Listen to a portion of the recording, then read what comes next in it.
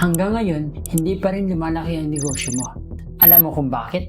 Pwedeng yung negosyo mo ngayon is kumikita naman.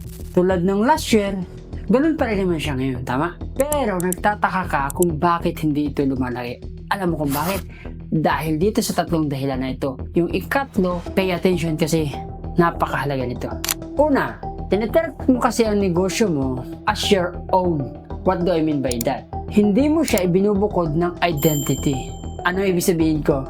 So yung kita ng negosyo mo is in-own mo din. Kumbaga, yes, iyo yung negosyo, pero yung kita, in-own mo din. Kaya nangyari, ginagastos mo agad. So instead, ganito ang gawin mo. Kahit ako, ganyan din nangyari sa amin nung una. Okay? Kala ko, ang dami ko ng pera kasi kinikita kumikita yung company. Pero ang mali pala is inaangkin ko. Okay? So, ganito ang gawin mo, which is ginawa din namin. I-treat mo yung business mo as other identity. Hindi yan sa'yo. Hindi sa'yo yung business na yan. So, ang gawin mo, sahudan mo yung sarili mo. Magbukod ka ng pera na iba-budget mo for you to discipline din at the same time. At yun yung iba-budget mo sa family mo. Sa'yo, pangkain mo, panggastos mo sa sarili mo, sasahudan mo. Para yung kinikita, hindi ka na bubulag. Kumbaga, kung malaki yung kita ng company, ng business mo, nandun pa rin yung kita. Hindi mo siya ibinili ng kung ano-ano. Diyan marami kasing na bibiktima sa ganyang sistema. Okay?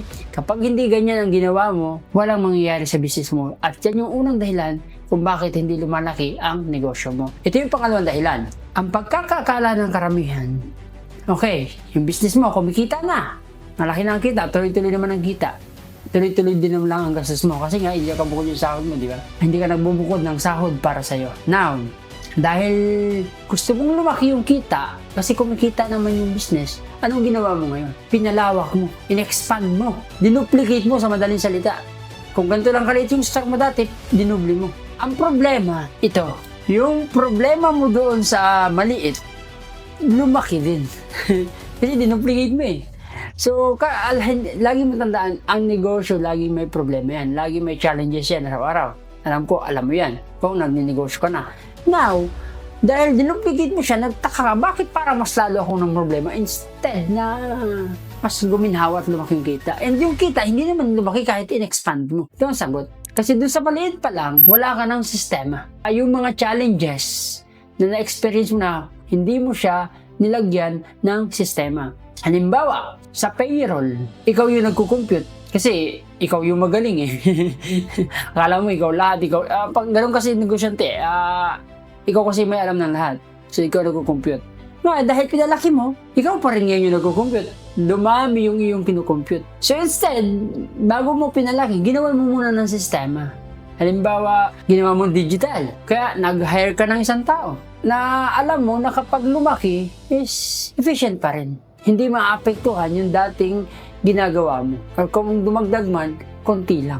Hindi yung na-duplicate yung business mo, na-duplicate din yung stress. Kasi nga, hindi mo ginawa na sistema. Okay? So, kahit sa business namin, although may mga staff kami, may mga employees kami, ngayon, panahon na ngayon ng AI, hanggat maaari, paiksiin yung proseso. Okay? Kahit konti lang yung employees, marami nagagawa. Okay? So, yun dapat yung ini-implement mo dyan sa business mo ngayon. At ito naman yung ikatlo. Walang leverage. Okay? Katulad sa na about sa employees, okay? Walang leverage. What do I mean? Yung iba kasi, most of the negosyante, okay? Takot sila mag-hire ng tao. Kasi, una-una, sila yung magaling eh. Ikaw yung magaling, ikaw yung negosyante. Ikaw yung magaling, ikaw nakakaalam ng lahat. At tingin mo parang hindi worth it kung ituturo mo pa sa iba. Kasi ang daming reason. Una, baka maging palpak yung turo mo sa ibang tao. Pangalawa, pwedeng gayahin ka nila in the future. Pangatlo, takot kang magpasahod kasi baka malugi. O baka nakawan ka. Okay, napakadaming dahilan. At ikaw nga lang yung magaling. Ang tingin mo, walang ibang nakakaalam yan kung hindi ikaw. Kaya, napakahalaga ng leverage. Tanda mo to, walang yumayaman ng ultra-rich nang hindi gumagamit ng leverage. Impossible yan. Okay? Limitado ang ating oras, 24 hours lang. So, you have to buy time. You have to use your money to buy more time. gumamit ka ng oras ng ibang tao. Ganun talaga ang gandahan, mas lumalalim, nagkakameron ka ng purpose sa buhay. Nakakatulong ka rin sa ibang tao, sa mga nangangailangan talaga.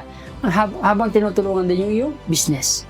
At yan yung pinaka top 3 reason talaga kung bakit, kung ano yung negosyo mo last year, ganun pa rin yan. Kasi hindi mo ginagawa yung mga yan. Kahit ako, kahit kami. Ganyan din ang nangyari, ganyan din ang mentality ko. And luckily na pag-aralan ko at na-encounter ko yung mga ganitong situation. Okay? So hopefully nakatulong ito and ikaw, gawin mo na yan, i-apply mo na ngayon.